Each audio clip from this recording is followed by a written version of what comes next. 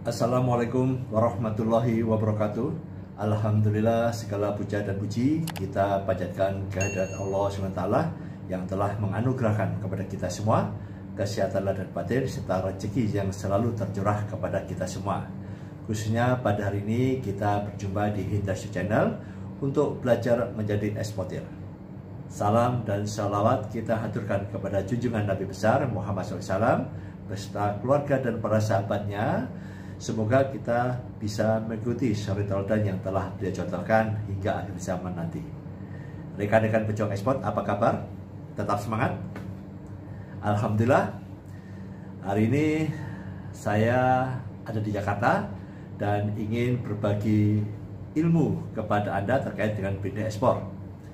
Khususnya untuk teman-teman pengusaha yang baru mulai berbisnis ekspor dan Anda mempunyai background seorang pegawai, baik itu swasta atau ASN, serta juga pegawai dari perusahaan orang lain.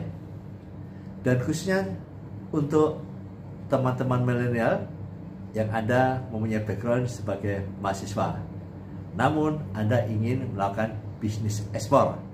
Nah, saya memberikan tip agar semua berjalan lancar sesuai dengan apa yang Anda harapkan terkait dengan rencana bisnis ekspor Anda, di mana Anda sudah mempunyai background sebagai pegawai ataupun sebagai mahasiswa.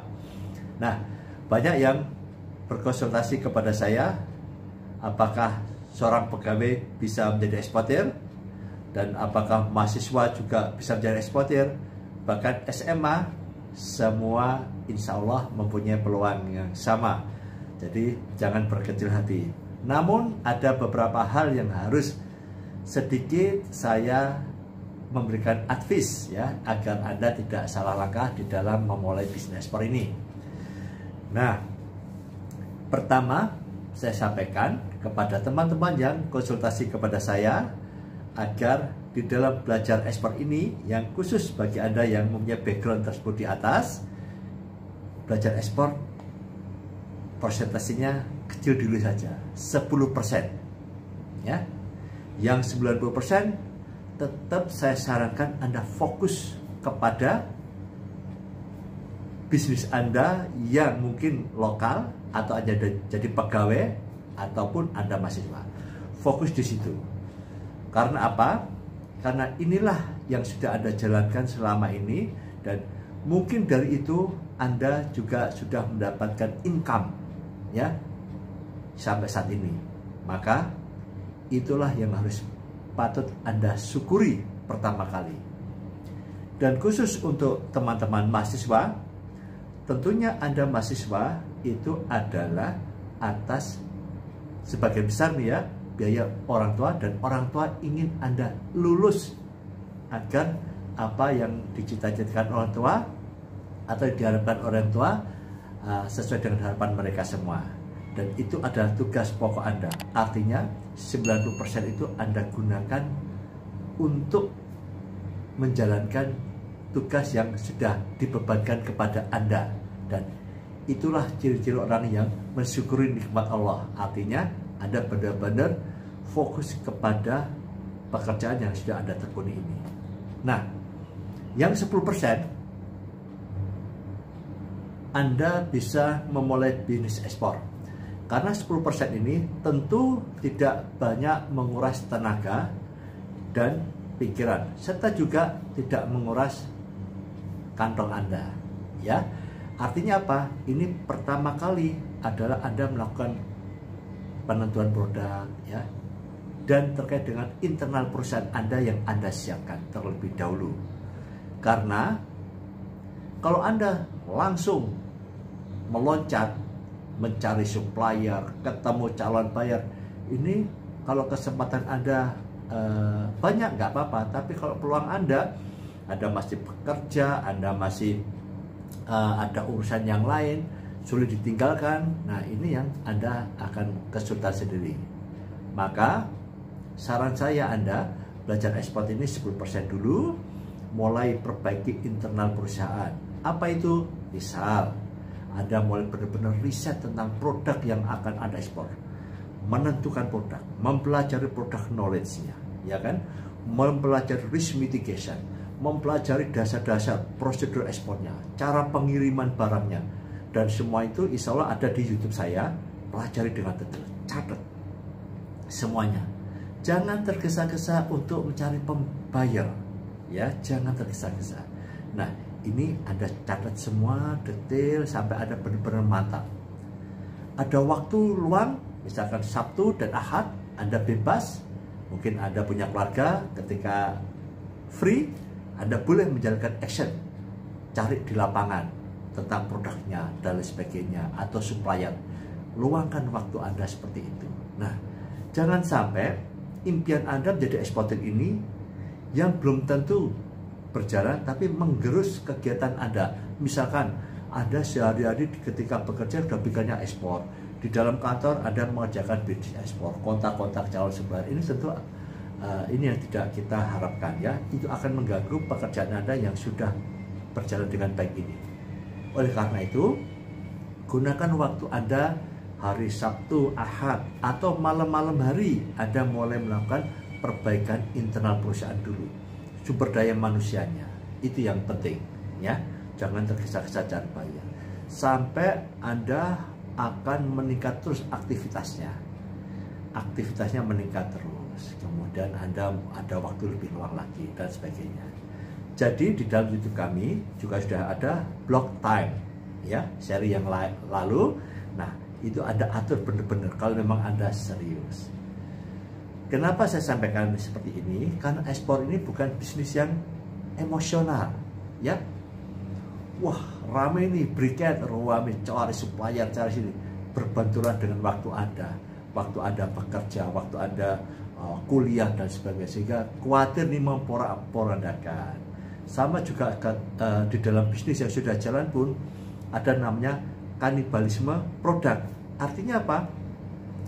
Produk yang sudah jual rame, terus kemudian pengusaha ini melakukan penetrasi produk, membuat produk lagi yang lain, fokus, lama-lama produk ini dimakan. Artinya ini kendor, terus ini mulai jalan. Ini yang sudah jalan ini kadang-kadang malah hilang, ya.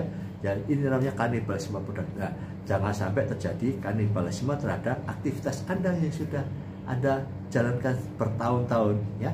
Nah, itu. Jadi step by step. Bisnis bukan emosional. Nah, ada lagi yang sering terjadi, ini pernah konsultasikan pada saya, biasanya teman-teman dekat saya juga, tiba-tiba pengen ketemu saya, ya, pengen ketemu saya.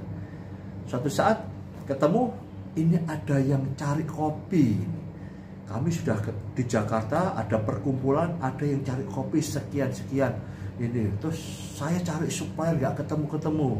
Terus ingat kamu, terus tak hubungi bagaimana. Nah, di situ dia sibuk aktivitasnya luar kota ini, mencari supplier kopinya siapa, karena mendapatkan di komunitasnya ada orang yang cari kopi. Nah, ini sudah keliling-keliling.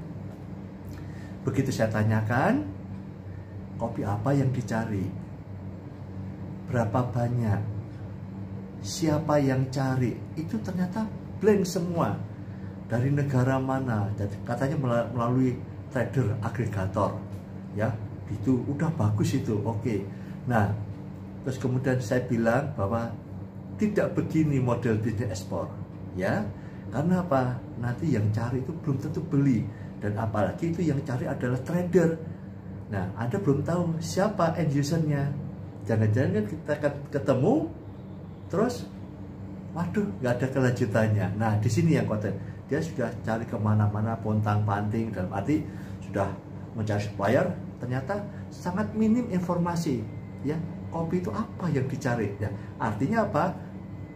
Sahabat saya ini belum paham yang dimintai. Pokoknya sudah kopi, nah di situ. Ada lagi juga yang dapat informasi, dia mempunyai relasi, ya, relasi dari luar negeri, India, ya, dari India datang ketemu saya waktu itu, terus dia tanya, Pak, saya sudah menjalin persahabatan dengan orang India ini sudah 4 tahun. Dia datang, kita ajak kemana-mana, cari ini, cari ini, cari ini, cari ini gitu ya, terkait dengan rempah-rempah. Saya cuma bilang juga ke dia, dalam 4 tahun ini Anda sudah melakukan bisnis gak dengan dia, orang India ini? Enggak, Pak. Ada transaksi enggak secara nominal? Enggak, Pak. Nah terus saya bilang, berarti Anda cuma jadi guide. Begitu Anda ke sana kemari, karena kemari, tentu waktu Anda juga habis, ya. Terus bisa jadi India ini, customer ini langsung bypass ke sana. Begitu cari lagi, ketemu ada jak keliling lagi. Nah, ini kadang-kadang kalau Anda masih bekerja, tentu akan merepotkan. Dan ternyata dia dengan teman yang India ini tidak pernah terjadi bisnis sama sekali. Apa artinya? Ya bisa jadi guide, padahal dia niatnya itu bisnis. Nah seperti itu ya. Jadi bagi teman-teman semua, ya, peluang ekspor itu banyak. Kami menemui ya teman-teman yang pegawai bisa jadi eksportir. Nah setelah ekspornya jalan, dia keluar, wajar. Ya, saya pikir itu sesuatu yang sudah logis. Ya, ada mahasiswa. Nah ini yang tidak kita harapkan, sudah jadi mahasiswa. Sudah jadi eksportir, keluar, jangan ya. Selesaikan dulu. Nah, orang tuanya bisa pusing nanti kalau anaknya nggak lulus ya. Tetap diselesaikan. Walaupun kan ini teman-teman udah selesainya juga agak molor-molor ya, karena sudah jadi eksportir. Nah itu.